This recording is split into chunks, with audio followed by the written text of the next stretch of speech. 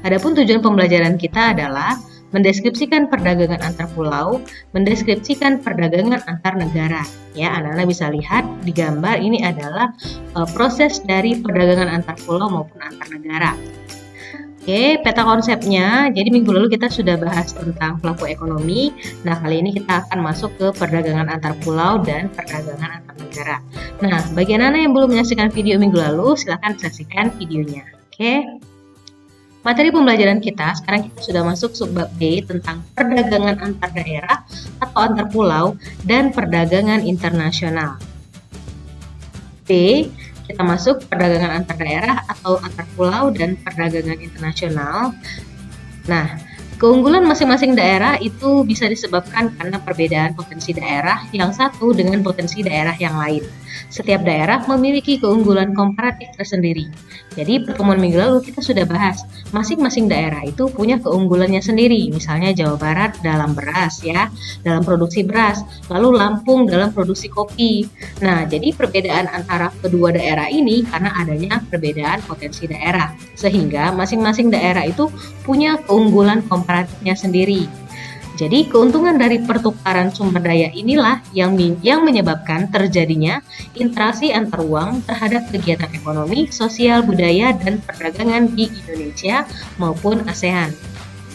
Kita masuk yang pertama, perdagangan dan perdagangan antar daerah atau antar pulau. Kita lihat yang A, pengertian perdagangan dan perdagangan antar pulau. Jadi kita harus tahu dulu perdagangan itu apa ya. Perdagangan atau perniagaan merupakan kegiatan tukar-menukar barang atau jasa berdasarkan kesepakatan bersama tanpa ada unsur pemaksaan. Sedangkan perdagangan antar daerah atau antar pulau merupakan perdagangan yang dilakukan oleh penduduk atau lembaga suatu daerah atau pulau dengan penduduk atau lembaga suatu daerah atau pulau lainnya dalam satu batas wilayah negara atas dasar kesepakatan bersama. Misalnya, kalau perdagangan antar daerah atau antar pulau ya, antar daerah Riau dengan Sumatera Barat atau Sumatera Utara, itu masih dalam antar daerah. Lalu antar pulau, daerah-daerah yang ada di Pulau Jawa bekerjasama atau berdagang dengan daerah-daerah yang ada di Pulau Sumatera. Berarti itu masuknya sudah perdagangan antar pulau. B. Tujuan perdagangan antar pulau. Jadi saat ini perdagangan itu bukan hanya ketika bertemunya penjual dan pembeli, tapi kita bisa juga dengan transaksi jual beli online ya. Jadi jual beli online itu sudah memudahkan masyarakat untuk melakukan perdagangan lintas daerah, bahkan lintas negara.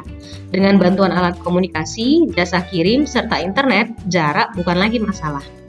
Jadi perdagangan antar pulau ini dilakukan oleh beberapa pelaku ekonomi dengan beberapa tujuan. Adapun tujuannya dari perdagangan antar pulau ini yaitu sebagai berikut. Yang pertama, memperoleh keuntungan. Tujuan utama dilakukan perdagangan antar pulau adalah untuk memperoleh keuntungan. Keuntungan ini diperoleh dari selisih antara harga beli dengan harga jual. Jadi, jika barang diproduksi sendiri, maka keuntungan diperoleh dari selisih antara harga jual dan biaya produksi. Lalu yang kedua, memperluas jangkauan pasar. Perdagangan sampai ke luar daerah atau luar pulau dapat memperluas jangkauan pasar. Jangkauan pasar ini maksudnya jumlah konsumen yang mengonsumsi barang tersebut semakin banyak dan tersebar di berbagai daerah. Nah, contohnya tadi wilayah Lampung dia ada keunggulan komparatif dalam kopi ya, dalam produksi kopi. Nah, dengan adanya perdagangan antar daerah atau antar pulau ini, konsumen yang berada masih dalam lingkup kota Lampung sekarang sudah banyak. Bahkan dari Jawa, Kalimantan, Sulawesi juga meminta atau melakukan perdagangan dengan Lampung dalam hal kopi. Jadi secara tidak langsung pasar kopi yang ada di Lampung itu jadi semakin meluas ya, memperluas jangkauan pasar. C. Faktor pendorong dan manfaat perdagangan antar pulau atau antar daerah. Yang pertama kita lihat dulu apa sih yang mendorong terjadinya perdagangan antar pulau atau antar daerah. Yang pertama, adanya perbedaan faktor produksi yang dimiliki. Faktor pendorong perdagangan antar daerah yaitu perbedaan faktor produksi yang dimiliki, terutama faktor produksi alam. Daerah Kabupaten Wonosobo, Jawa Tengah dengan tanah yang subur lebih mungkin memproduksi sayur mayur lebih banyak dan menjualnya sampai keluar daerah dibandingkan dengan misalnya daerah Gunung Kidul yang ada di Yogyakarta. Lalu yang kedua, perbedaan tingkat harga antar daerah. Jadi selain perbedaan kekayaan alam, perbedaan tingkat harga juga mendorong terciptanya perdagangan antar daerah. Misalnya, di daerah yang kaya akan buah durian, pasti harga duriannya lebih murah daripada daerah yang hanya sedikit memiliki pohon penghasil durian. Nah, hal ini akan mendorong adanya perdagangan antar daerah. Lalu yang kedua, apa sih manfaat perdagangan antar pulau dan antar daerah? Yang pertama, menyediakan alternatif alat pemuas kebutuhan bagi konsumen. Perbedaan kandungan alam serta perbedaan produk antar daerah akan menyebabkan barang hasil produknya pun berbeda. Dengan adanya perdagangan antar daerah atau antar pulau, konsumen dapat menikmati produk yang tidak diproduksi di tempat tinggalnya. Jadi kita bisa lihat misalnya contohnya, kita bisa menikmati kopi yang dari berbagai daerah ya, ada dari Bali, lalu ada dari Arabica Coffee, Robusta Coffee. Jadi jenis-jenis kopi itu kita bisa nikmati karena adanya perdagangan ini, otomatis alternatif alat pemuas kebutuhan kita jadi lebih bervariasi. Yang kedua, meningkatkan produktivitas. Pemasaran produk yang makin meluas akan menyebabkan permintaan atau pemesanan terhadap produk menjadi meningkat. Hal ini akan mendorong produsen meningkatkan produksi sehingga meningkatkan produktivitas. Nah, jadi karena produk tadi itu dikenal oleh masyarakat luas, otomatis produktivitasnya juga meningkat. Produktivitas ini adalah kemampuan untuk memproduksi suatu barang atau jasa. Ya, seperti di gambar, hasil kerajinan tangan itu banyak diminati. Nah, akhirnya dari satu hari hanya memproduksi 10 macam, maka dengan naiknya produktivitas satu hari bisa menghasilkan 5.000 macam misalnya, seperti itu ya, itu contohnya. Lalu yang ketiga, memperluas kesempatan kerja bagi masyarakat. Peningkatan jumlah barang yang diproduksi dalam jumlah besar akan menyebabkan produsen butuh tenaga kerja tambahan, sehingga akan ada lowongan kerja tambahan. Selain itu, perdagangan lintas daerah juga akan memunculkan unit-unit usaha baru seperti jasa kirim, perluasan transportasi, dan sebagainya. Jadi, seperti di contoh ya, seperti gambar di contoh, produksi hasil kerajinan tangan itu sangat diminati oleh masyarakat luas, bahkan internasional. Jadi, yang semulanya pemilik usaha itu mempekerjakan 50 orang, maka dia butuh lebih banyak lagi. Mungkin dia bisa pekerjakan 100-150 orang, sehingga lowongan kerjanya akan semakin bertambah. Lalu, dengan adanya perdagangan antar daerah, kita butuh nih jasa kirim, para supir, para driver ya, para yang bantu untuk ekspedisi barang kita itu kita perlu, sehingga membukalah lowongan kerja di bidang-bidang jasa kirim, ekspedisi, transportasi, distribusi, dan lain-lain. Oke, kita masuk yang kedua, perdagangan antar negara. Pada zaman sekarang, batas dan jarak bukan lagi menjadi penghalang bagi seseorang atau badan untuk melakukan perdagangan. Bahkan, antar negara pun dapat melakukan perdagangan dengan mudah. Perdagangan antar negara yang dimaksud adalah individu atau lembaga dari negara kita yang menjual atau membeli barang dari individu atau badan yang ada di luar negeri. Terjadinya aktivitas perdagangan antar negara akan menimbulkan aktivitas yang biasa kita sebut dengan ekspor dan impor. Mari kita lihat yang pertama, pengertian dan ruang lingkup perdagangan antar negara atau internasional. Perdagangan antar negara atau biasa disebut dengan perdagangan internasional merupakan aktivitas perdagangan yang dilakukan oleh masyarakat suatu negara dengan masyarakat lain atas dasar kesepakatan bersama. Adapun ruang lingkup perdagangan antar negara yang pertama, adanya perpindahan barang dan jasa dari satu negara ke negara lain, adanya perpindahan modal melalui investasi asing dari luar negeri ke dalam negeri, adanya perpindahan tenaga kerja dari suatu negara ke negara lain, perpindahan teknologi dengan mendirikan pabrik-pabrik di negara lain, dan penyampaian informasi tentang kepastian adanya bahan baku dan pangsa pasar. B. Aktivitas perdagangan antar negara. Yang pertama ada ekspor. Ekspor itu adalah kegiatan menjual barang atau produk ke luar negeri. Ekspor dilakukan oleh seseorang atau badan, dan pelaku ekspor disebut dengan eksportir. Tujuan utama ekspor adalah memperoleh keuntungan. Barang yang diekspor akan dibayar oleh pihak pembeli dengan alat pembayaran berupa mata uang asing atau mata uang luar negeri seperti dolar. Ya, jadi kalau sudah perdagangan antar negara artinya kan sudah melewati batas suatu negara. Maka mata uang yang berlaku itu adalah mata uang internasional. Kita tidak bisa memperlakukan harga barang itu sesuai dengan mata uang negara kita karena sudah menyangkut beda negara, beda mata uangnya. B. Import, ya, kita masuk yang import. Ini merupakan kegiatan membeli barang dari luar negeri. Seseorang atau badan yang melakukan impor kita sebut dengan importir. Seorang importir membayar barang yang ia beli dengan mata uang asing. Lalu importir dapat menukarkan uang rupiah mereka dengan mata uang asing di bank dalam negeri. Selanjutnya, digunakan untuk membayar barang yang diimpor. Selanjutnya, barang-barang yang diimpor oleh Indonesia itu terdiri dari dua macam, yaitu migas dan non-migas.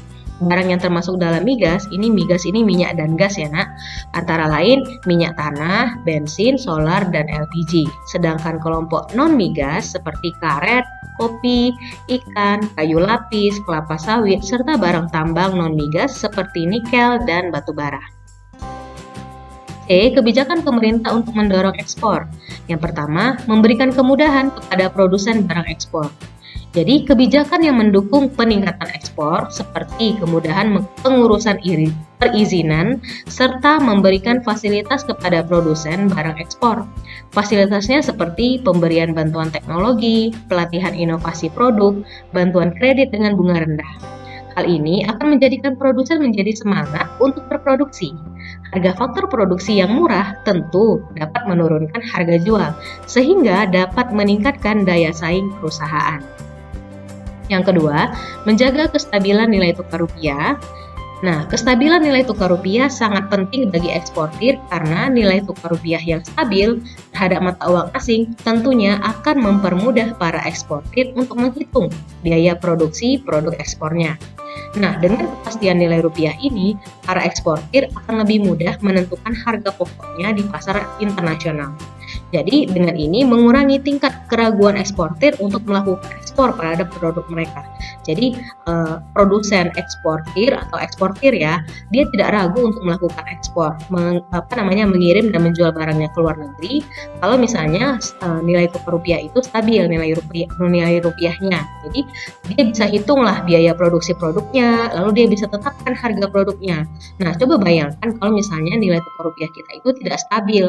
Produsen pasti akan bingung menghitung biaya produksinya, lalu berapa harga produk yang bisa dia tetapkan di pasar internasional karena nilai rupiahnya nggak stabil. Jadi seperti itu contohnya ya nak. Lalu yang ketiga, membuat perjanjian dagang internasional.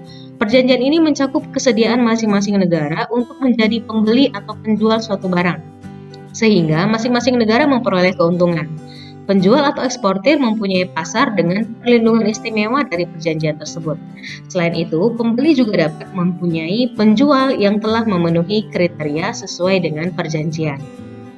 Yang keempat, meningkatkan promosi.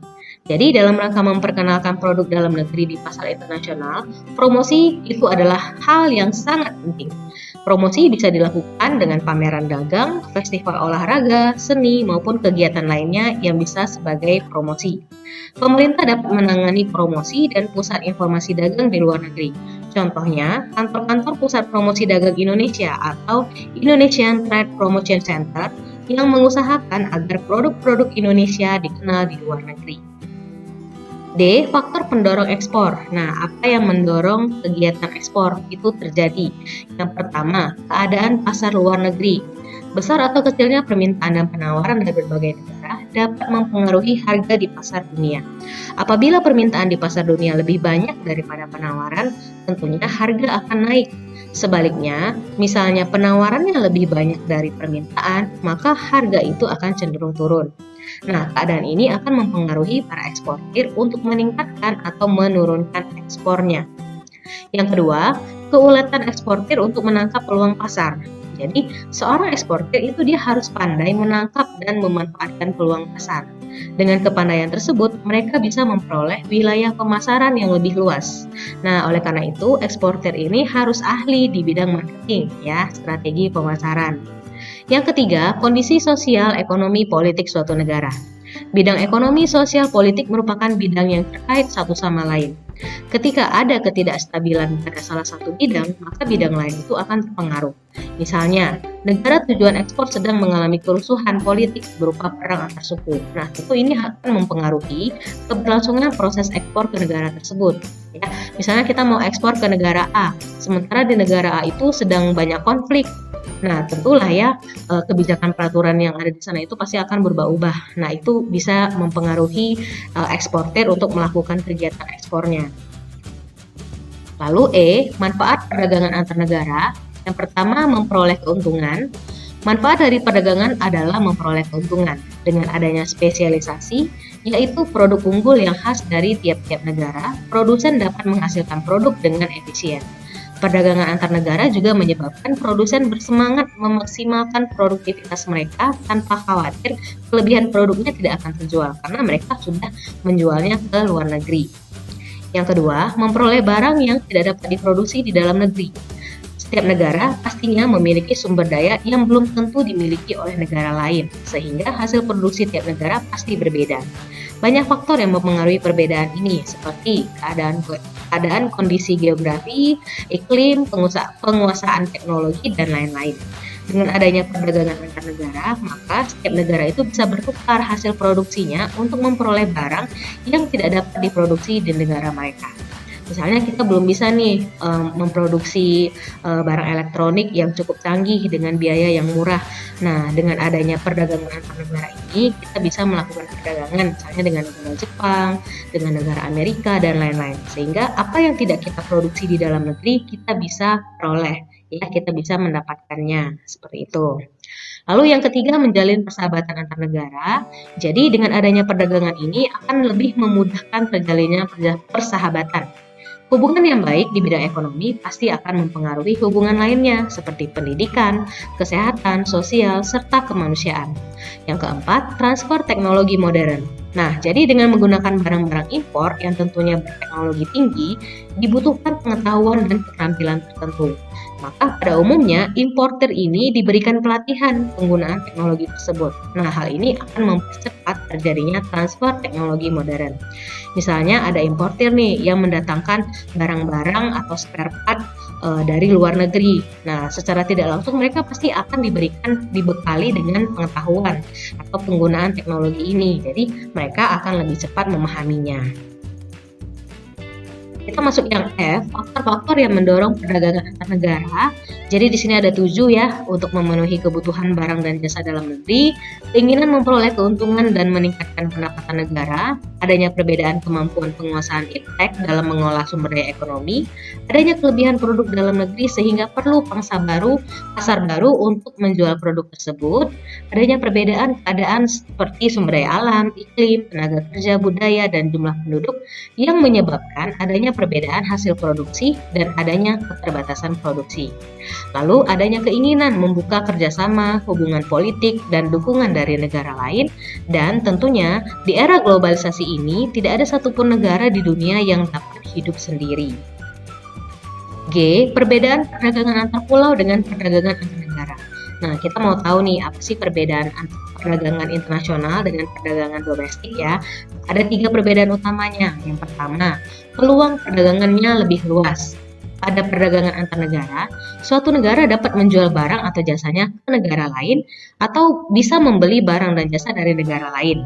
Nah, dalam perdagangan antar pulau, kita cuma bisa melakukannya antar daerah atau antar pulau yang masih dalam satu lingkup negara.